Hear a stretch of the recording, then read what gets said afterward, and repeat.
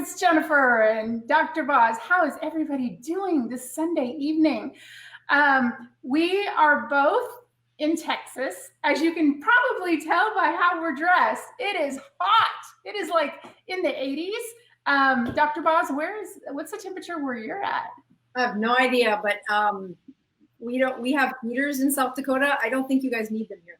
No, I hardly use my heater actually. Yeah. So well, I don't think mine's off yet for the year. We just were scooping snow less than 7 days ago. So tonight we have a topic that seems to always be talked about, and for different reasons, right? Let's talk about hair loss. Let's talk about the ketogenic diet and hair loss, because doesn't it just seem to happen no matter what we do, or the biotin we take or whatever we do, hair loss happens. And it's almost like we start screaming, oh, what do we take? Are we getting enough protein? What's the best biotin?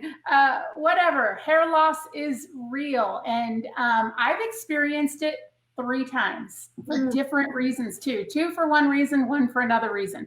So we're gonna dive into hair loss. So I'm gonna start with some questions that help, I think, the whole audience when it comes to hair loss. But I'm gonna ask your story in a longer version. So if you go back to the time where you lost a lot of weight, but then you gained it back, and it's in that chapter where you lost a lot of weight. How old were you when you went through that first severe weight loss? Like, I think it was like 70, 80 pounds. Like, you lost. Yeah. It was. I was probably 30 something. Okay, so 20s or 30s, right? Yeah. Yep. Do you remember hair loss then? Yes. Okay. Yes, absolutely. Yes. Like a lot. Yeah. So one of the hardest parts for people to appreciate is that when a patient comes in and says, "Doc, I'm losing hair," there's some easy things the doctor can do. Like if your metabolism has dramatically shifted because there's a chemistry shift from your thyroid, or because your body has like lost its ability to like connect the proteins in a way that your hair is made. Those are super rare. Thyroid's not so rare, but some of the other ones are like, you're either going to be born with that, or you're going to have to get severely malnourished to have some of those things happen. Yeah. But when you look at a body that loses hair, that's not due to thyroid, that's not due to one of the easy ways, if I can check a lab, here's the cause, everything's going to live happily ever after with all the hairiness you want. Yeah, that's so rare. It's almost always a response to their stress. Oh. Yeah. So when the stress hits their body, we say, okay, your body has some things that are easily like dispensable. Like you don't need them to live. You need brain fuel to live. You need a pulse to live. You need oxygen. You do not need hair to live. You do not need hair to live. But why can't it go off of my legs instead of my head? You know, the other thing I tell patients is when I'm looking at places for hair growth, I'll look at their big toe. Oh. Especially if they're diabetic. And they'll say, you know what, Doc, I've been overweight for 60 years. It's no big deal. I'm like, it really is. It really does impact your system. And so I'll look at the hair on their toe and they'll say, yeah, I don't have any hair on my toe or the lower part of my ankle or halfway up my shin. It's from my socks. So wait a minute. What does it mean if you, now everybody's looking at their dang toes. Let me see. I don't have any hair on my toes. But you have it on your foot, or if you look really carefully, you probably have hair on your toe. Oh, I have really, really blonde hair. So, I can't see very well. I need glasses. So when a patient comes in and they have no hair on their lower part of their ankle and that first like sock ring, and then I specifically will look at their feet. And then, you know, the big toes always got a few big hairy hairs, right? So you look at them and say, yep, if all those are gone, we're really in trouble. I'm like, what do you mean, Doc? What's that have to do with anything? I'm like, yeah, hair is one of the first things that your body says, we don't have any resources to put into that.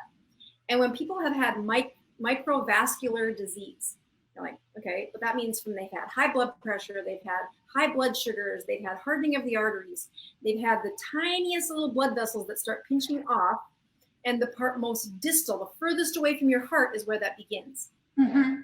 Nobody tells you. You're like, I don't know. Who looks at the hair on their toes? I'm like, your internal medicine doctor should, and your primary care doctor. And what we're looking at is if the resources on your foot have said bye-bye to the hair growth, it's another like little marker of how bad are things on the inside of this body.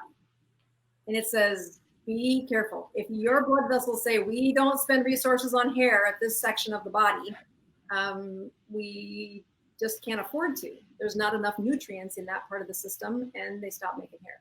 I really, really want to bend over and like look very closely at my big toe right now. And I know that you probably have everybody watching this live looking at their toes.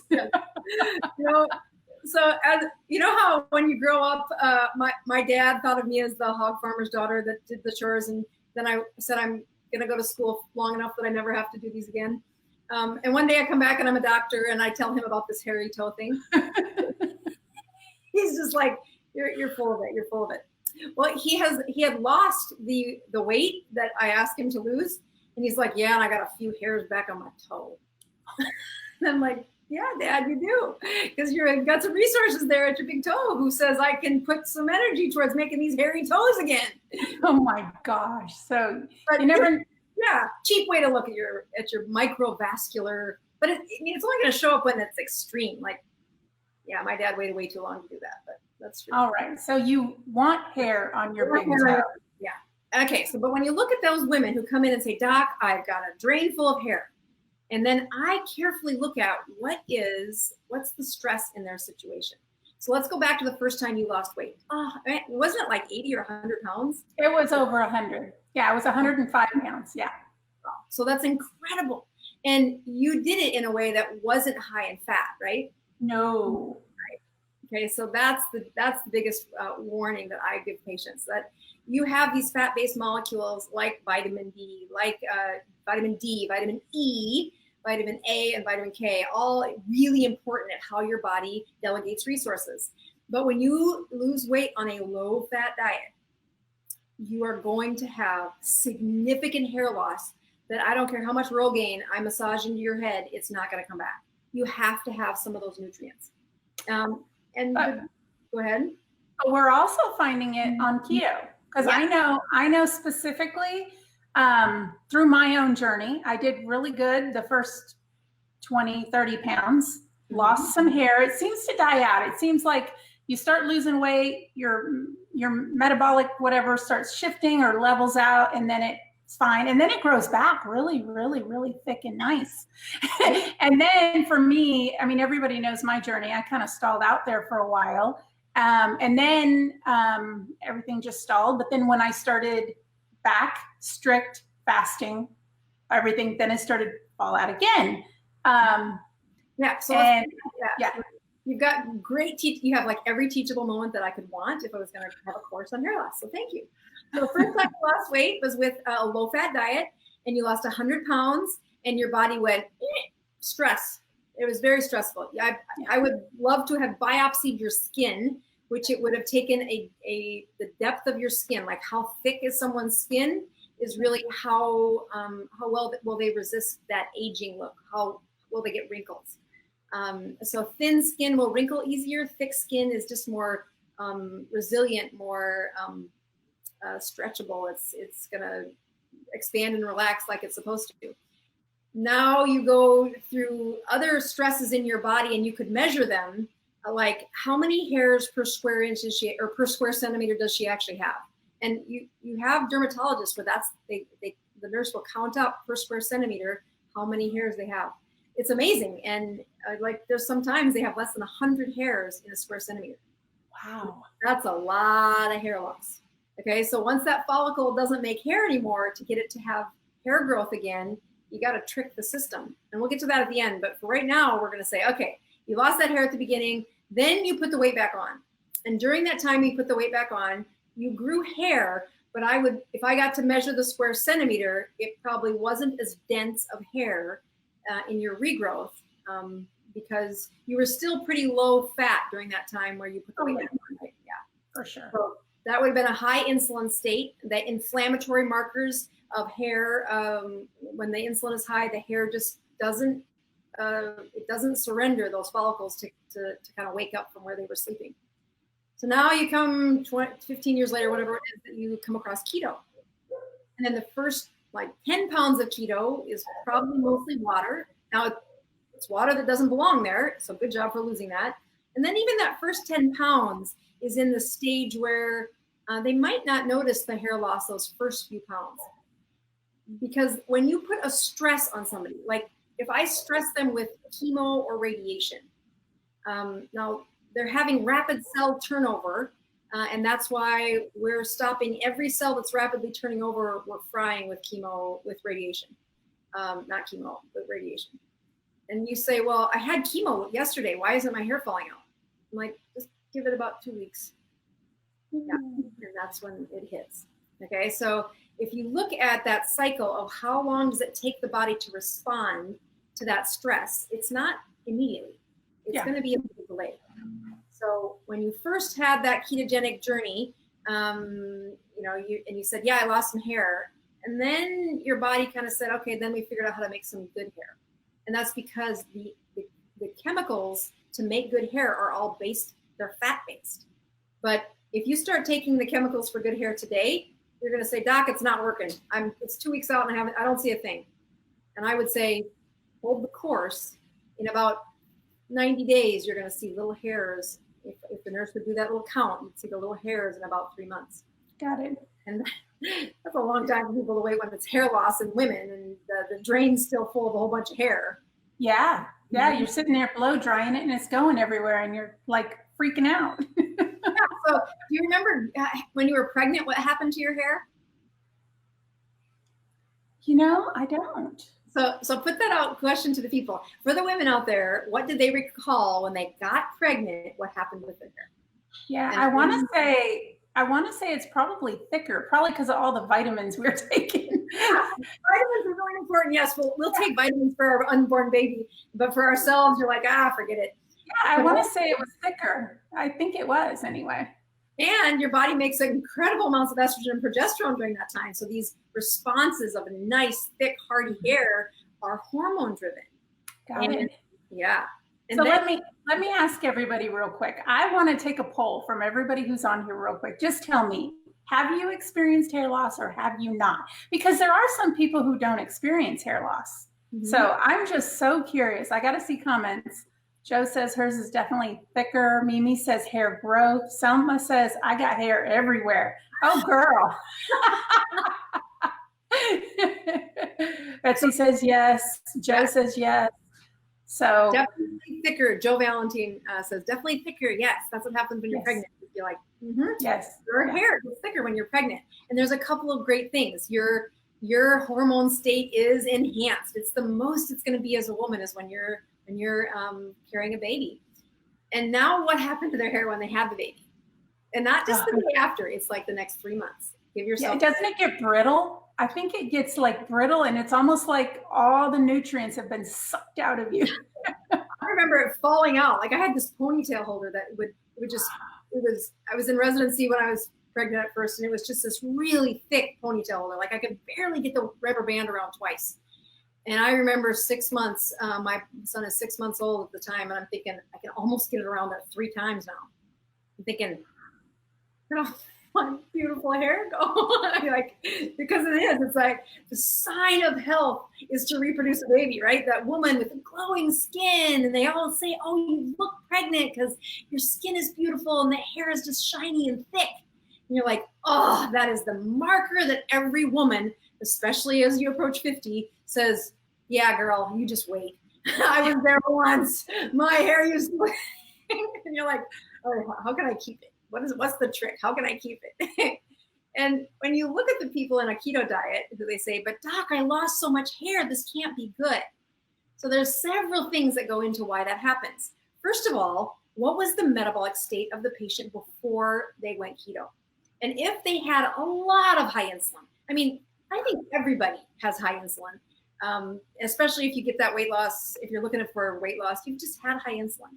But if you're particularly insulin resistant, like you've held on to that extra weight for the better part of a decade, now we start to say, I mean, we can do the blood test. We can say, what's your insulin? What's your C-reactive protein? High sensitive C-reactive protein. We can do all those things to predict how much insulin resistance do they have. And the amount of hair loss is going to be correlated to when you stop telling those hair follicles to produce because it's stressed. It's going to have very little forgiveness for your hair follicles if you've been under stress for the last 10 years. So if you've been, I've had the extra 10, 15 pounds, maybe 20 pounds, and then they're doing a keto diet for that reason, they won't tend, when I look at a metabolic profile of how much hair loss do I think this patient's going to have, it completely matches with like how stressed is the inflammatory soup in their body. And if they So here's a couple of things. Debbie says, my keto low carb journey for 10 months now, and my hairdresser finally said my hair loss is starting to lessen and new growth and less hair in the drain. Thank God. That's what she says. Now, Joyce says, yes, almost completely gray, but it seems like there's more color now. Oh, yeah. I've seen that before too. The color has been something that Grandma Rose, she's not colored her hair in years. And when she was keto, she's like, do you think my hair has color? And I'm like, well, I thought you got it from the beauty parlor. She's like, no. That's awesome. That's awesome. So with the hair loss, are you suggesting collagen, biotin? Like what do we take? Okay, so here's the first step is that, again, there's lots of little biohacks that we can do, and I can help make sure that there's little tricks. But you first have to say, is the enemy gone? So especially when you look at your journey, you get on that ketogenic diet, it falls, you get the hair loss, then you're doing pretty well. And then you got stalled and we said, all right, let's get some numbers. Let's cross the threshold, have you poke your finger, tell me what your numbers are. And then we got a better understanding of what your metabolism really was doing. And honestly, it was doing, you had really good numbers. Until like Christmas, which is when we thought the hot flashes were from an infection, when maybe they were, but maybe they were always from the stress your system was going through saying goodbye to estrogen. Yeah. And if you want to see hair loss, dang, that menopause gets you. And if you spend 6 months with low estrogen, we can pretty much, say you're going to lose hair during that time. Okay. Yeah. So just to update the audience, I'm sure there's new people on here. My own journey, I've been doing this weight loss battle for years. I feel like I'm an expert at failing at diets, except for with keto. So I lost weight, gained weight, lost weight, gained weight. But now keto, I've been keto more than 2 years. And in the first part of my journey, I did lose hair, but I lost a lot of weight. It came back really strong, really thick. And I have pretty thin hair, very thin hair, but a lot of it. And then I stalled out, started to lose weight again, hair loss again, leveled out. And then now what Dr. Boz is talking about, I hit menopause right in the middle of my journey. So I am taking hormone replacement therapy, which is going very well, by the way. And you're doing okay with hot flashes, huh? Yeah, I'm totally fine. Yeah, the birth control is perfect. It's great. I don't know what I would do without it, honestly. But the hair loss, it's starting to lessen a bit, but it was pretty scary there for a while. And I still have a lot of hair, but it's super thin. Mm-hmm. And I know I lost a lot. So, well, I don't even think we're at 3 months of that hormone replacement. So at 3 months, that's when the hair follicles are like, oh, this is the plan now. So just think of it as that 3-month delay. That if you see it slow down, that's a really good sign. And I've seen women like spend 4 or 5 years not wanting any hormones and saying, okay, it's okay. I get why you're scared, but if you want some of these other things to be improved, hormone replacement therapy will do that. And it's a balance and you got to talk through it, but you should see their hair. They're 70 and you're like, that's beautiful hair. So wow, nice. Well, that's good to know that there is an end in sight. It is a temporary thing. When you say stress your system, because fasting is a stress, diet change is a stress. Like these are all stresses. So keto can be a stress when you're switching over to then, right? So if you look at a keto journey and say, all right, if the first thing I say when somebody has a hair loss on a ketogenic diet, what are your numbers? How well does your Dr. Boz ratio? How well can you surge ketones? How low are your glucose? And again, let me let me just iterate. Let me just tell them, just because we have new people coming on also, the Dr. Boz ratio, what she's talking about is she wants you to take your ketone and glucose reading. And I use a little glucose monitor.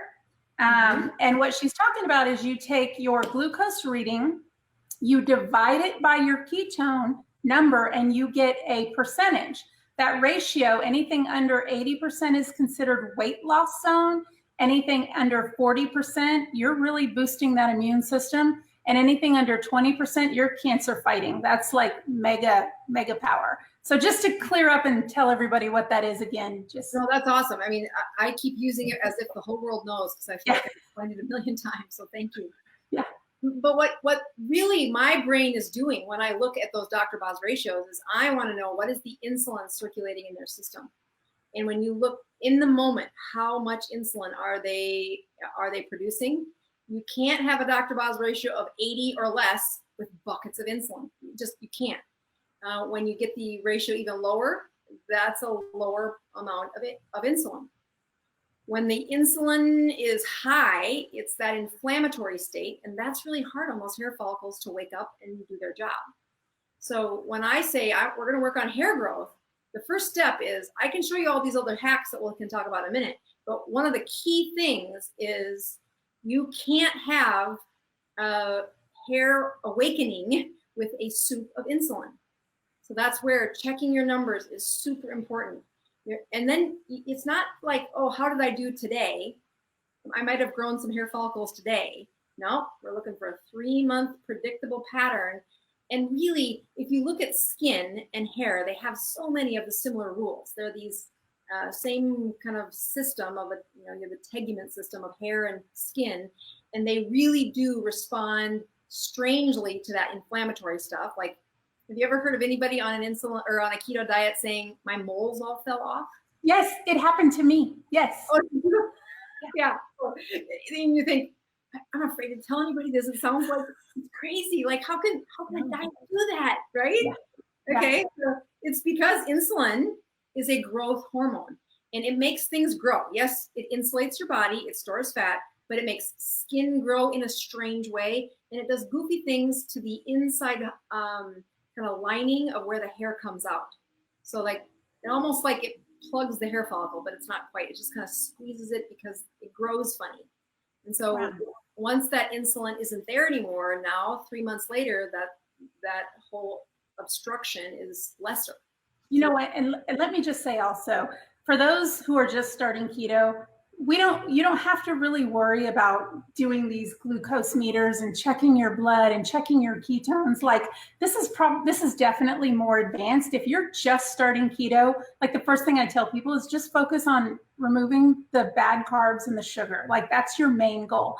But for those who are advanced and maybe experiencing the hair loss, you're at this advanced stage, and nothing is more powerful than taking your number and figuring out what is happening internally, because there are certain products that may be called keto, or some things that you might be doing that you don't even realize are affecting your numbers, and every body is different.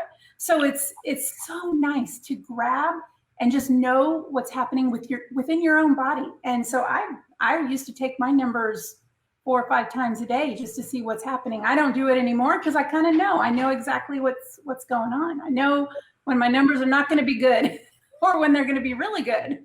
But that discovery, I think of it as freedom for the patient. Like, you can understand you way more than I care about my patients, but there's no way that your physician is going to care as much about your journey as you do. And that means you got to check. You just got to look if you're stuck. So I think it's empowering. Yeah. For those that are asking, we just put the link to the blood meter that I use. But let me also tell you, Deborah, let me scroll down. Deborah Brown says, my hair turned white early, but remained very thick. After my car accident and being on several medications, my hair thinned. Keto did thin it at first. With that being said, off meds, and the hair is growing back thick, and my hair color is returning. That is so amazing. That's awesome. So I am trying to scroll to keep up with the comments. I can't read them all, but I try to keep up with the latest couple. That is amazing though, because when you look at the response your body has to stress, hair is a great little like measuring tool. You know, when patients say, can you program the stress you're going to cause when you give me chemo or radiation, that it comes back curly? Have you ever heard of people having, yes. and they say, well, hair came back curly. And you're like, yeah, there's a kink in the way your hair is making hair cells now, and it's causing a spiral. And congratulations, that's curly hair. So, I mean, it's safe to say that not everybody will lose their hair, doesn't it? So is the science then saying that it depends on how metabolically flexible or how metabolically healthy you were before versus how you are now as to the stress that your system is enduring from that big of a change? Right. So I look at mine. I had probably at the highest 50 pounds I've lost from the worst of my journey. And in that whole time, I really only lost hair when I got really heavy. I mean, when the insulin was high. But it also is when you're asking patients to say, I always think the late night commercials are a great way for me to say, why would somebody think that this potion rubbing on their head is going to help the problem? Yeah, when it's not the root of the problem, right? Right. So you always know the complexity of a problem in medicine by the multitude of how many answers there are out there. So when you say you can get hair growth because, then the list is long. You're like, yeah, that's because there are a lot of different causes about what's the bottom root cause of why most people lose weight. And it is a stress on their system somewhere. Is the stress that your thyroid stopped working? Is the stress that you completely cut the calories to such a low level? That's stressful. Is the stress cancer treatment? Is the stress the cancer? I mean, did they have a baby? Exactly. So hey, let me answer this real quick because I have multiple people asking for that ratio again. So it's the glucose number divided by your ketone number, and then it gives you a ratio. Anything under 80%, you're in weight loss zone. Anything under 40% immune boosting, and anything under 20%, you're like superhuman, kind of, sort of. I very rarely am in 20%. I have to be fasting probably for 3 days. Honestly, it's really hard. But to Dr. Annette Bosworth's story, she had to get her own mother to that 20% ratio to fight cancer. And this is, I was just bringing that up. Her book, Any Way You Can, explains the whole story of how she taught her mom how to do a very strict keto journey to help fight cancer. But that's not the main part. I mean, that is the main part of the story, but through each bit of every chapter, it's a learning of how the keto diet works. So I don't know if you know this, Dr. Boz, but I have gifted and bought that book for so many people because I tell them, if you really want to understand the science between every part of keto, I mean, the book is thick. There's a lot of it. And sometimes people may just jump to the fasting section or the section that gets to them. But you know what? It's a wonderful learning tool. If you haven't gotten it, do yourself a favor, get it. It's really inexpensive on Kindle, or you can get it on paperback. But I guarantee you, once you buy it once and you get through it, it's the one book my husband doesn't like to read unless it's something he has to do for a test. It is the one book he has read from cover to cover. And he's like, wow. And then he'll go back and be like, I needed to listen to that again. Wow, that's such a compliment. Yeah. So, I mean, it's just a really good book. But yeah, that's where, that's the ratio. So sorry, I just wanted to, we had multiple people asking about the ratio. So speaking of books, you've got what, T-4 days?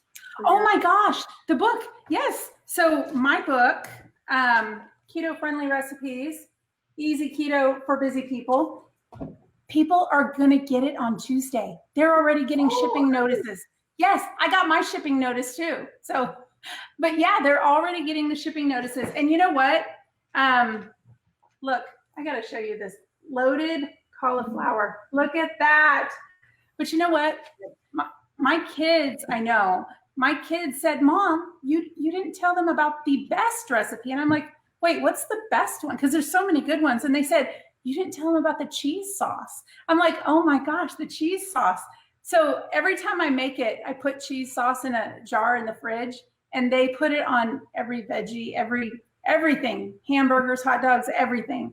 So they're like, you've not once said anything about the cheese sauce, and it's like our favorite thing. I'm like, I didn't know. Isn't that great? So yeah, the hidden review of kids. So just unpack that a little bit further. So you make the cheese sauce, and then what's their favorite way to use it? On vegetables? So yeah, I make a big jar because I know they love it, and I know they love to put it on everything. So like right now, what we'll do, if we have a busy week, we'll barbecue meats, we'll barbecue hot dogs, hamburgers, brisket, and we'll keep meats in the fridge. And one of their favorite things to do is to heat up a hamburger, but it's kind of boring just by itself with lettuce or tomato or whatever. So they'll totally, any vegetable, any meat, they'll put the cheese sauce on it.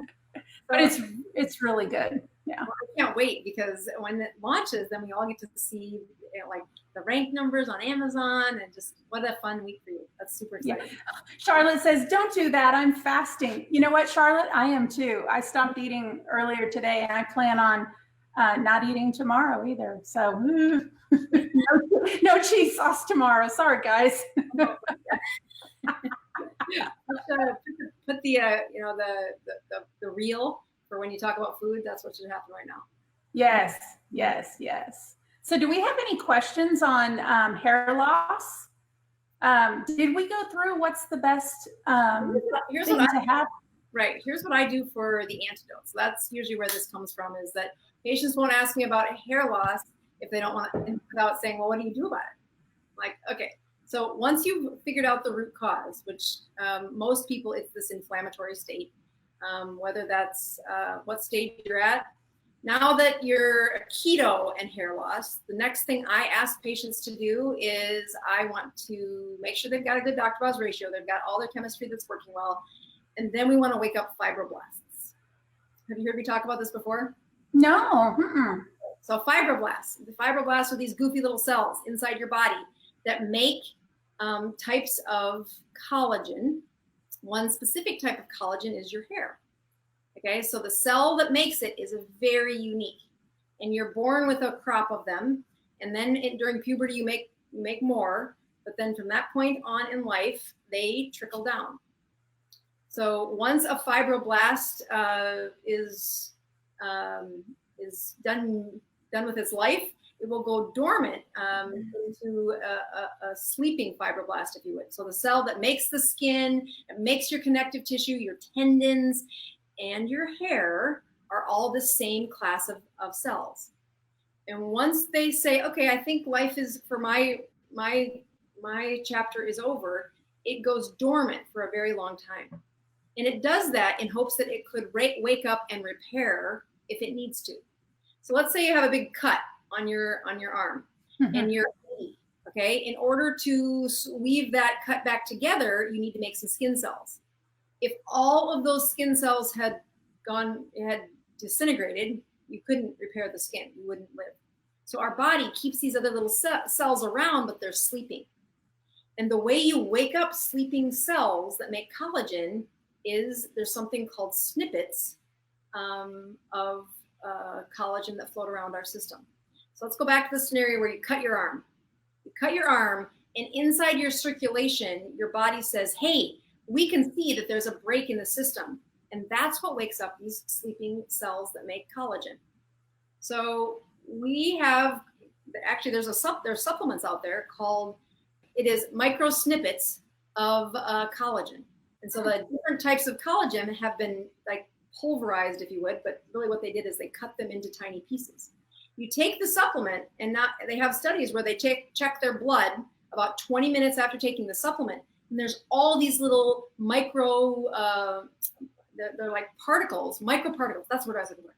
Microparticles, which are snippets of collagen. So the collagen gets into your circulation, and the longer your body is exposed to these micros, what did I just say? Microparticles. Micro snippets or microparticles. Particles, also called snippets. the more fibroblasts that wake up.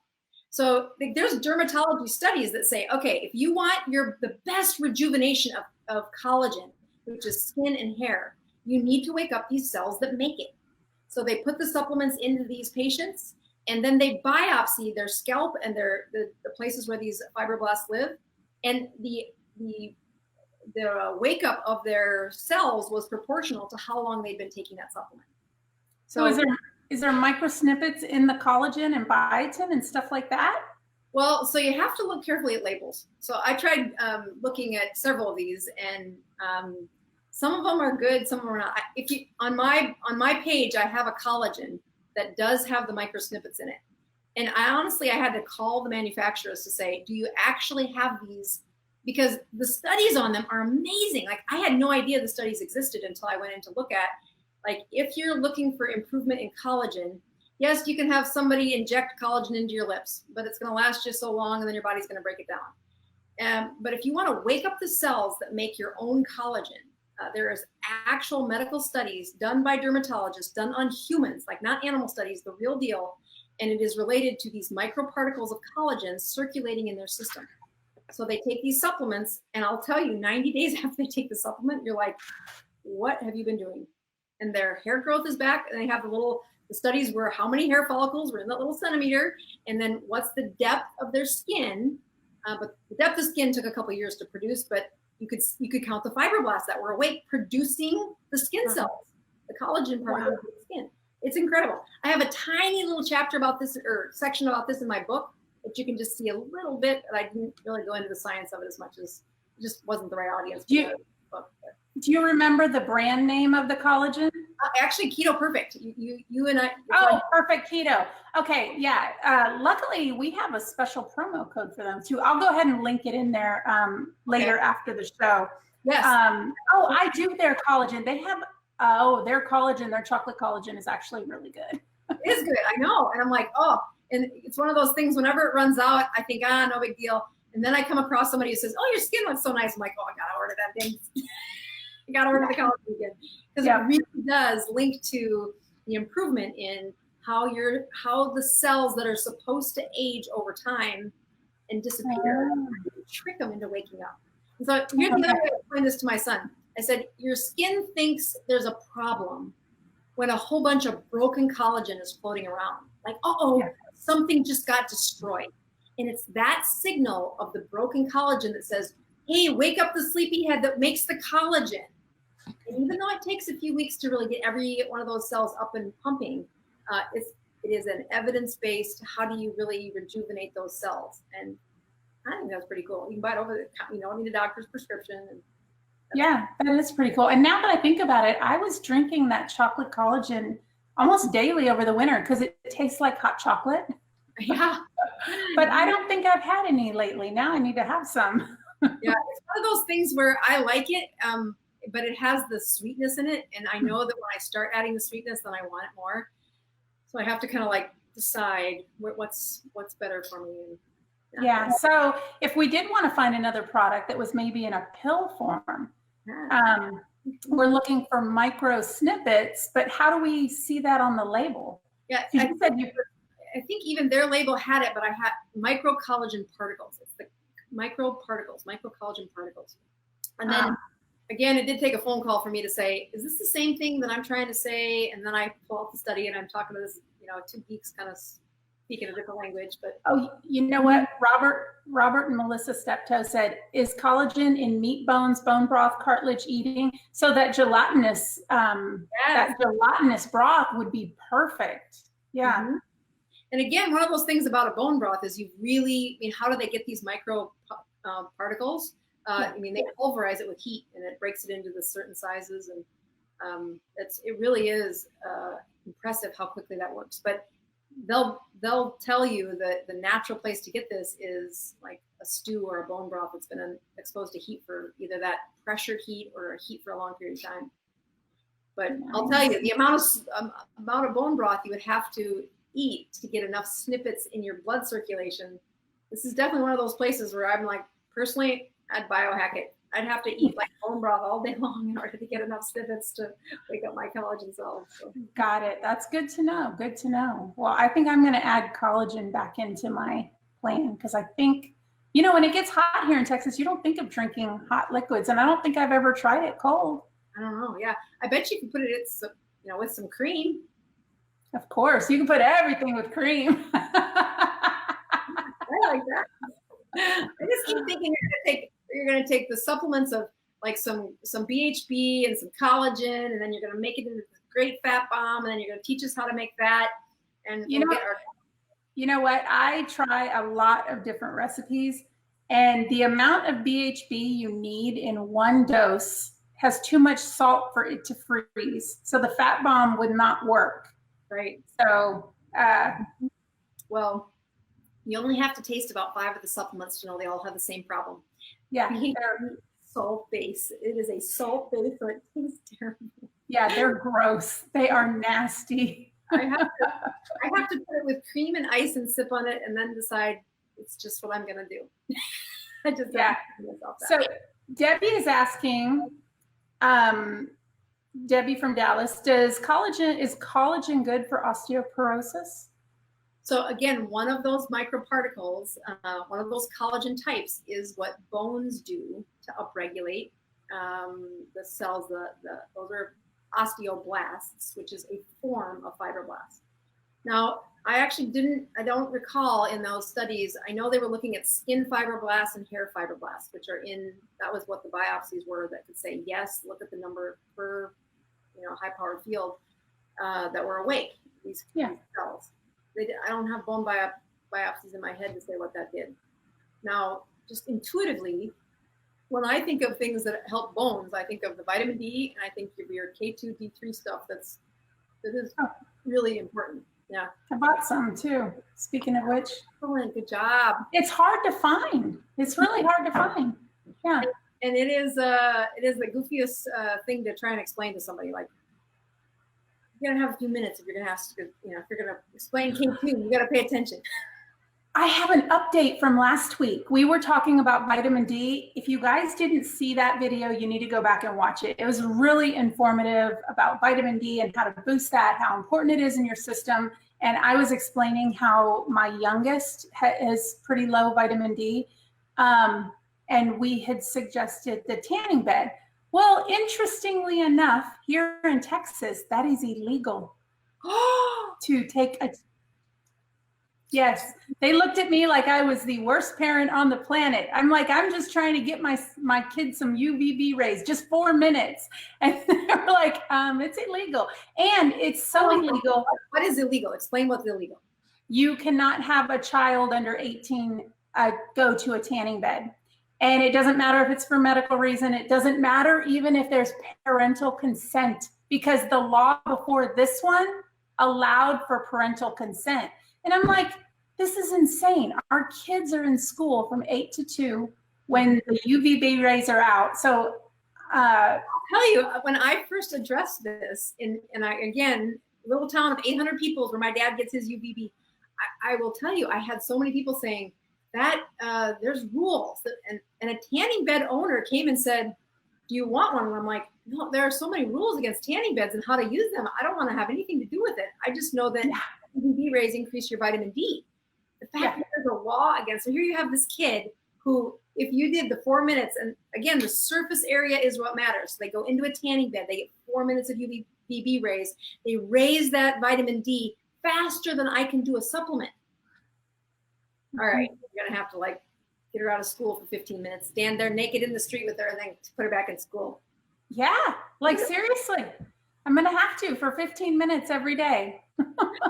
Luckily, summer's here, and luckily we will be spending lots of time at the lake. I just thought you would find that super interesting. That I do know that you can buy UVB bulbs on the internet.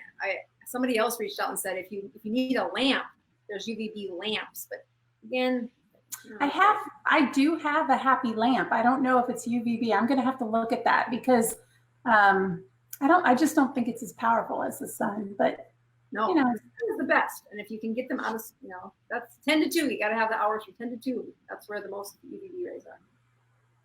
So short shadows. Oh, here I've got Gerard just put an interesting comment. He goes, I don't believe keto causes hair loss, as keto is full of protein. I personally believe in an excuse for a large group of middle-aged people to point the finger instead of accept the fact that we're getting old.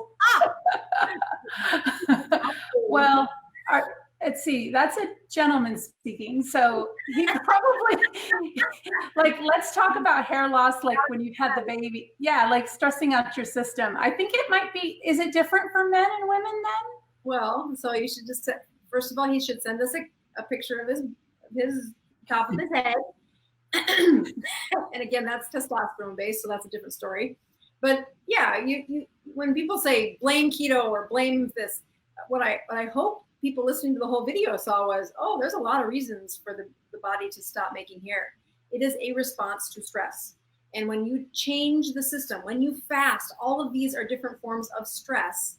Yeah. If the pulse of hormone production under the keto diet is steady, meaning they're fully keto adapted, they're choosing good foods, they're well nourished, you're going to see the peak and valley of those hormones come and go like they're supposed to, instead of the kind of murmuring of hormones that can happen when we're in a high insulin state, when we're overweight, and we're not quite in sync. We don't have that pulse and valley of hormones. Hair loss is in a murmuring state. So when you eat keto, you change that rhythm, and the first part of that is the stress. So he responded, and he says, I wear a hat for a reason, ladies. So we just want the message to be very clear. We are very supportive of the keto way of life. We both of us, we live this life. We encourage our families, we encourage friends, we encourage anybody that will listen to go keto, because we know the benefits. We know the changing of the life that it's done for me, for Dr. Boz. So we're not against keto. We're just saying, hey, let's talk about what's really happening. Let's talk about hair loss. We don't want people to stop just because there's hair loss. We want to explain what's happening so that people really understand what's going on and not be scared of it. The worst thing that you can do is stop this way of life because you think something is bad for you. So that's the whole purpose of us doing a show like this. Yeah, no, and it's amazing how long the conversation of hair loss can get spiraled into the wrong direction. And he's right. They start blaming, it must be this, it must be this. Yeah. Biohack yourself, take a look at those numbers. It doesn't take long for you to say, yep, this is fixable if you're paying attention to the right things. For sure. So let's talk about hair loss and menopause now. So is there any protocol for the stage? You know, there's so many different ways, there's so many different reasons you can lose hair. And now let's talk about menopause, because I need to know. Add the hormone back. I mean, again, what is hormone? When you look at why that pregnant person had such beautiful thick hair, it's because it's the highest production of hormones she'll ever have. And she didn't do it for a week. You got 40 weeks of being pregnant. So you have this great, steady, predictable, high hormone phase, and you get the ponytail over that's just can barely snip around it twice. Yeah. So what do you think about fasting? Since fasting and getting to that state of autophagy and knowing that regenerates a lot of those cells, don't you think that would really, really boost it too? Yeah. So if you look at one of my favorite chapter in the book that I wrote, it has to do with growth hormone, and I talk about how can you make HGH, human growth hormone, where they shoot it up in their muscles and they become big muscle. They do baseball games and get thrown out of baseball and out of biking races, all the things. Because HGH is a hormone that really promotes the growth of muscles, but it also is highly related to some of these other health factors in your body.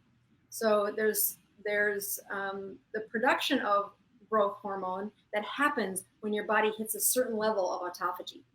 And we can measure that with that Dr. Boz ratio. That's what I use. That's why I go to a Dr. Boz ratio of 40, is I, in my mind, say, if I can stimulate autophagy a little bit, at the same time, put a healthy stress on my system once a week to reach that demand, to reach that kind of upper echelon of stress, without pushing to the point where I lose, muscle mass, or I have a deficit of using my muscles to stay alive.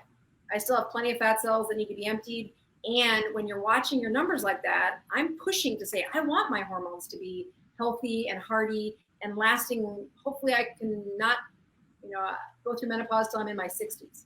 But the only way that happens is a low inflammatory state. And you have to have that good surge of hormones happening every week. And that's why I check. That's why I do it every week. So are you saying you get to the 40%, the immune boosting, that is your number that says, okay, I'm igniting autophagy at this point? Yep. And it's also, and you do it. Yep. That's the same place where it's the best evidence of what chemistry is needed to boost growth hormone, the natural way. And that's where skin cells, that's where fibroblasts wake up. I mean, even if you never take a snippet, if you pulse those, that growth hormone, it wakes up fibroblasts. It's the same, it's a different message, but it's the same signal, hey, we need help. Yeah. And wake up. And they said that there's really no way to measure autophagy, but by your 40%, first of all, it's the 36-hour mark. You know that by you really getting that insulin down at the 36-hour mark, I hit 40% before 36 hours, and I think, okay, I'm over. Let's eat. But then I realized I wasn't losing weight anymore, and I could just tell my brain wasn't as healthy. So I kind of reset my rules and said, okay, I really want this every week. So what does it take for me? I mean, and it used to take me 72 hours to get to a Dr. Bowles ratio of 40. And I was having more bone broth in. I would sometimes have a little cream in my coffee, so it wasn't as strict of a fast. Once I got to saying, okay, this is what it takes, then the measurement of getting the Dr. Bowles ratio low enough. And again, we can't take a microscope and say, did it exactly happen at this moment? What that ratio does is it gives me confidence.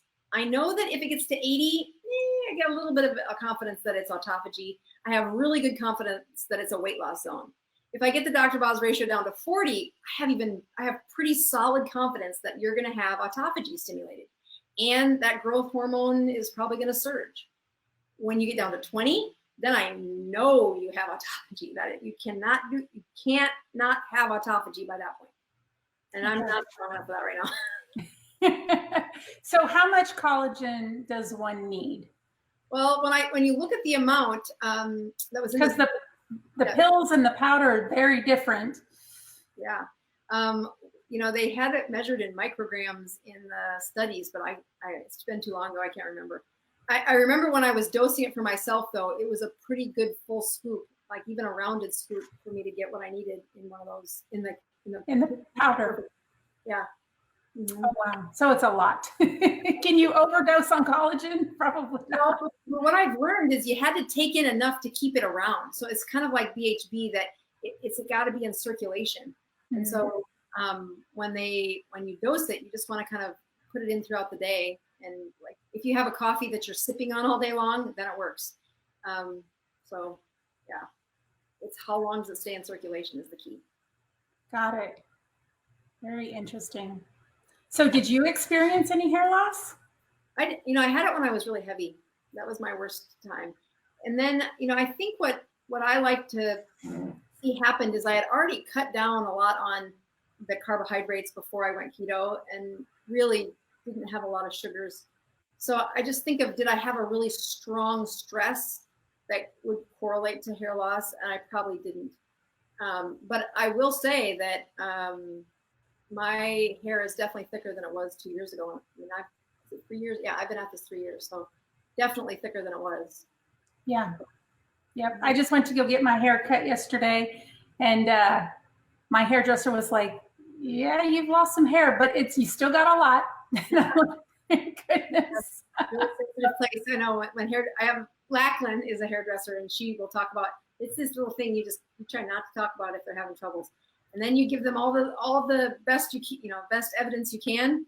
But boy, if you need any evidence of what 3 months of keto does to skin and hair, go look at Lachlan. Yeah.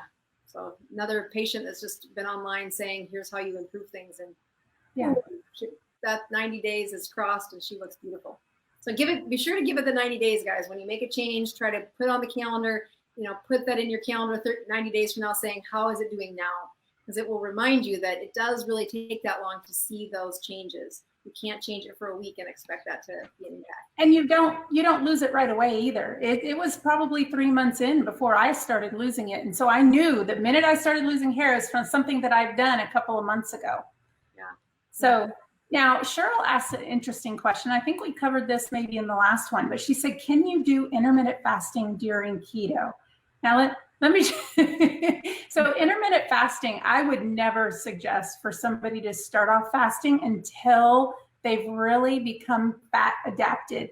And if you try and fast and you haven't been keto for a while, it's like fasting when you're a carb loader. Like I used to eat every 2 hours because I couldn't stand to be without food. But once you get that energy and once you realize you become fat adapted, you almost forget, oh, I didn't eat lunch and I'm not really that hungry. That's when you know you can fast. Right. But I wouldn't suggest doing it ahead of time. And that's definitely a more advanced portion of keto that I would wait to do.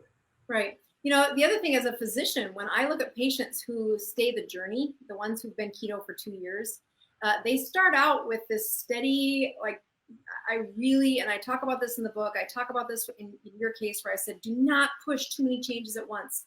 Yeah. You are going to change the chemistry on the inside of your circulation. We are going to hold you steady for several weeks before we add the next thing. And, you know, when you look at human dynamics of change, changing your diet is such a big trigger for emotional and like the social things in your family. Just focus on the chemistry change. When you start giving up meals or skipping meals, doing intermittent fasting, it's another layer of change. So if you do one change and then within about 2 weeks you start another change, that they're off the wagon in 2 months. Then they're stopping the group, they stop checking things. There's too many shifts at once. It is the rare patient that can change in about a month. They're a month into keto and they're like, I think I'm ready to go to, it's usually around the 6 weeks when I see the crop of people say, I feel like I don't need to eat. I'm like, boom, that's what I've been waiting for you to say. Now I know your hormones have kind of resurrected from the dead. They no longer are sputtering. They're bursting and falling. Yeah. And falling. Yeah. And just to give my own journey, being hypoglycemic and used to eating every 2 hours because you were afraid of a sugar drop, it took me, like I started off not eating 2 hours before bed. Like that was a deal, right? And then it was 4 hours before bed. And then it was like 7 hours before bed. And then next thing you know, I was finishing dinner at 3:30 in the afternoon before my family even came home. And I didn't eat dinner even when they were eating.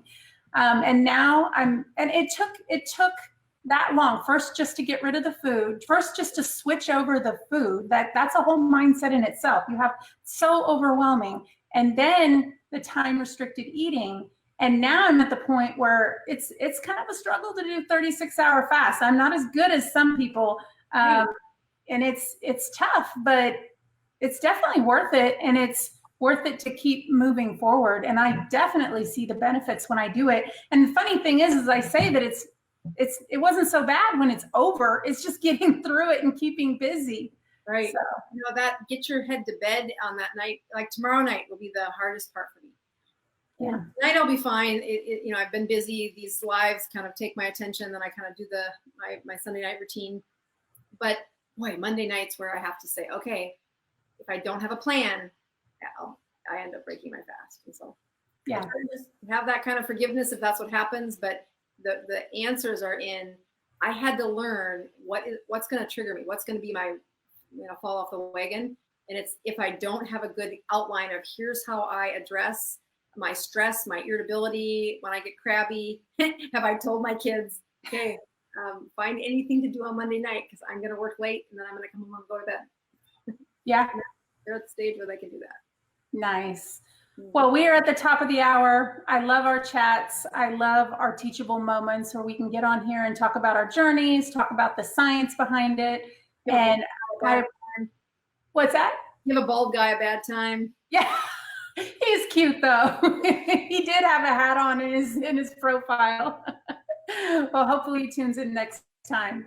Yeah. And that HGH, before we go, that HGH, you have a section in your book on HGH, and I think that's the one that most men are interested in. Yeah. So let me just give you that little piece of advice if you're on the fence about getting the book. And when I look at Amazon, The two books that are most sold together are Any Way You Can and Keto Friendly Recipes. Like, it's just a perfect combo, the knowledge and the food. There you go. Well, we are here to help you guys. We're happy to have these chats, but we will see you again next Sunday. Have a good evening, everybody. Please subscribe to my channel. And don't forget to click the notification bell so you don't miss out on any new videos. Stay tuned.